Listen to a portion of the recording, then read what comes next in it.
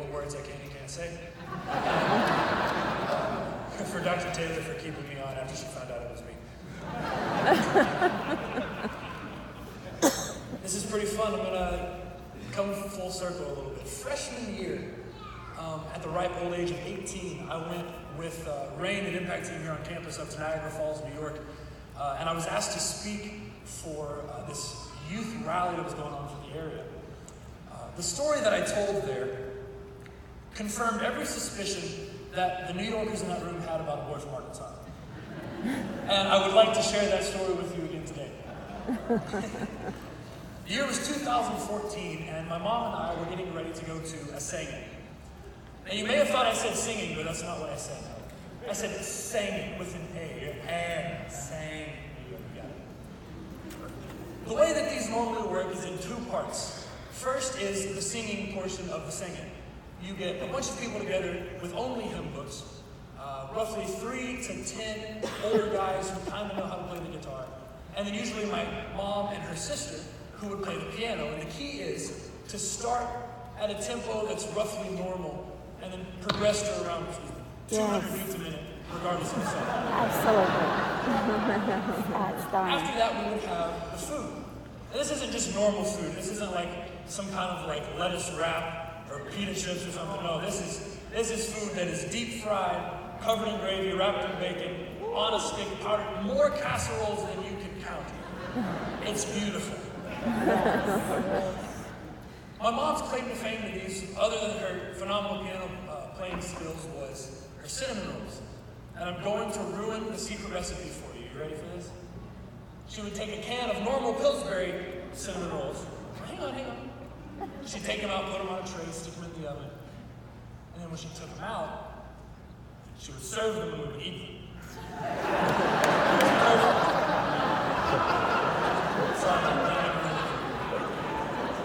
So there was one day in particular that we're about to go to the singing, and my mom goes to the door, she's going to go grab some ice, and she says, Kendall, don't forget to take the cinnamon rolls out of the oven. What you need to know is that I was invested in something entirely different. I was playing the newly released video game, Assassin's Creed Black Flag. I had been playing this game for the last 8 to 10 days. Straight, as just intense. And so when Mom says, Kendall, make sure you take the cinnamon rolls out of the oven when the timer goes off, I said, sure. She comes back in about a minute later because she forgot her purse or something. This hat is not going to stay on. And she says, Kendall, for real, please don't forget to take the cinnamon rolls out of the oven. Yes, ma'am. She comes in one more time for some reason I don't remember. And she says, Kendall, it's about to go off. Please don't forget to take the cinnamon rolls out. Yeah, sure, you got it. About 5 to 6 minutes pass. And as invested as I am in this game, I start to notice something's weird. It smells kind of funny. And it hits me all at once. Oh no. I sprint over to the oven, I throw the oven door open, hoping to save the cinnamon rolls, only to be met with more smoke than a bowling alley bathroom. Just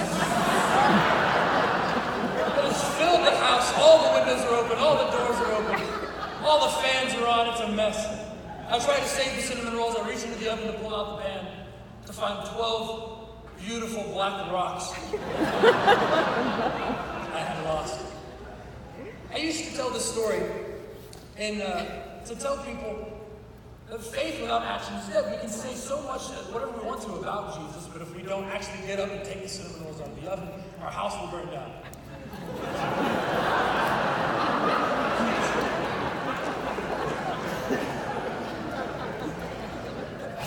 And so this usually took the form of be nice to people. You know, don't be rude. Open the door for your mom when she's going into Sam's. Normal stuff. But this past year, it's taken on a little bit different connotation for me.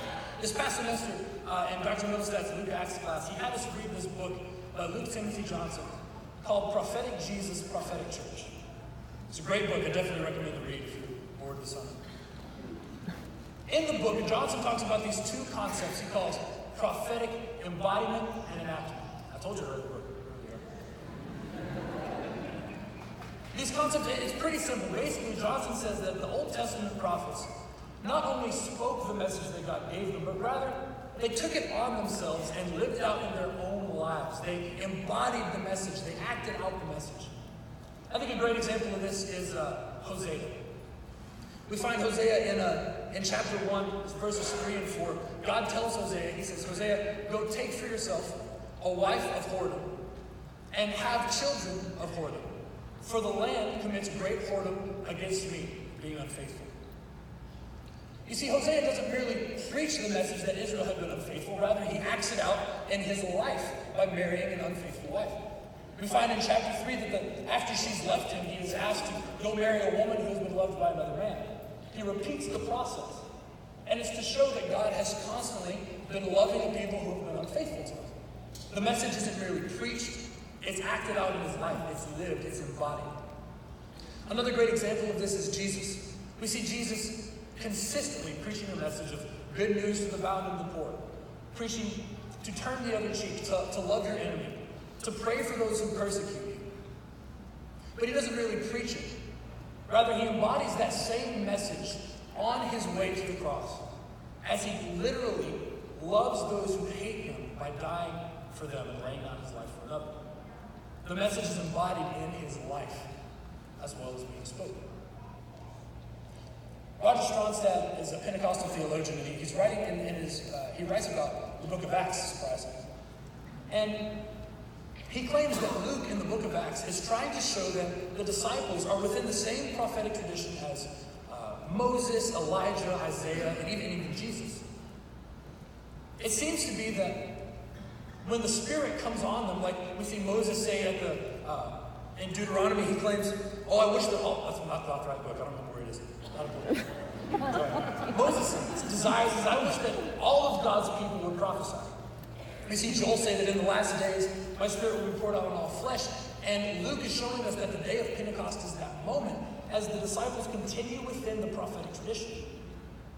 Stronstad claims where the writer of Hebrews claims that we are the priesthood of all believers. Stronstad believes that Luke wants us to be the prophethood of all believers. We commune with God and speak on behalf of God in the same way the prophets do. We embody the message. Keep that in mind as I tell you one more story. If you guys have Netflix, I have an incredible suggestion for you. It's a documentary called Behind the Curve. The documentary is even funnier when you realize that it's about flat earth conspiracy theorists. Thanks, David. It is my absolute favorite thing I've ever watched. One of the main characters, flat earth conspiracy theorists, for those of you who don't know, is people who believe that the earth isn't a globe or a sphere like, science says. Rather, it's flat, it's a disc. One of the main people you follow in the documentary is a guy named Mark Sargent, my hero. Mark has a podcast. He lives in his mom's basement. Surprise. Anyway. He has a podcast with thousands, if not millions, of followers that he calls his Flat Earth Army. My favorite part of the documentary, however, is at the end. At the end of the documentary, Mark has put together this Flat Earth convention. It's in a big city like San Francisco or Chicago or something like that, in Bismarck. It's in this big city, and people from all over the globe, he actually says that, from all over the globe, which is funny.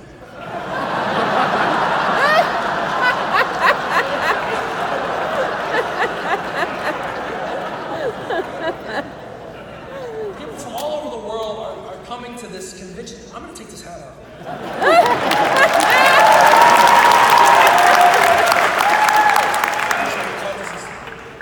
Are coming to this convention.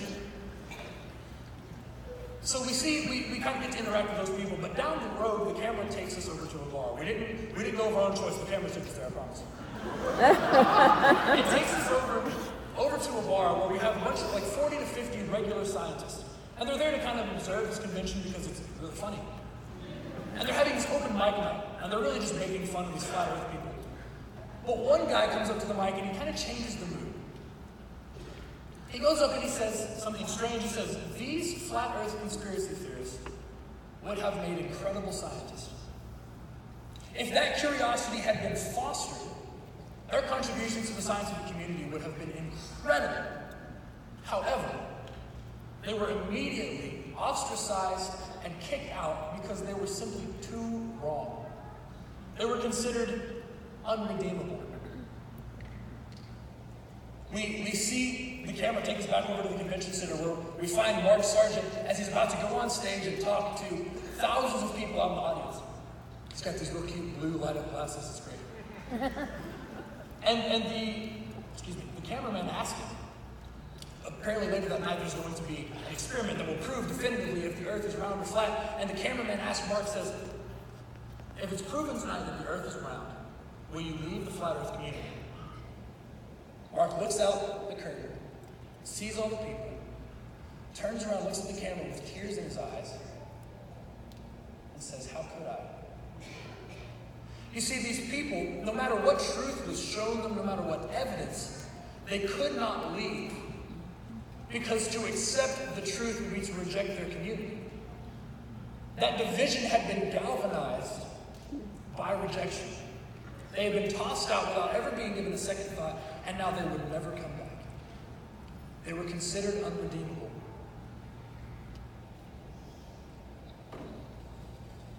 I have two thoughts to close.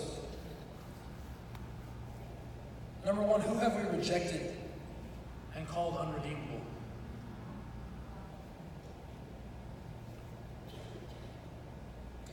Secondly, we don't get to pick to whom we embody the message. You see, these people, no matter what truth we throw at them, they will not accept it, because so often to accept our truth is to reject their community.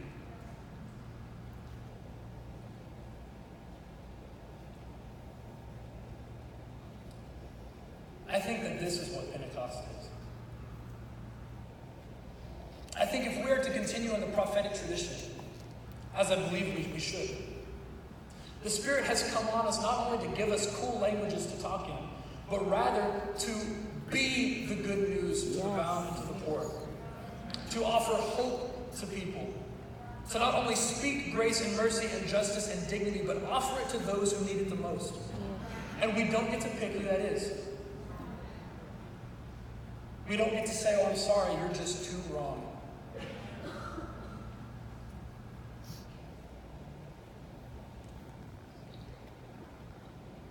If we only speak in tongues but we don't embody the message, we have wasted a beautiful gift. Yes. And so, class of 2019, I charge you to embody the message.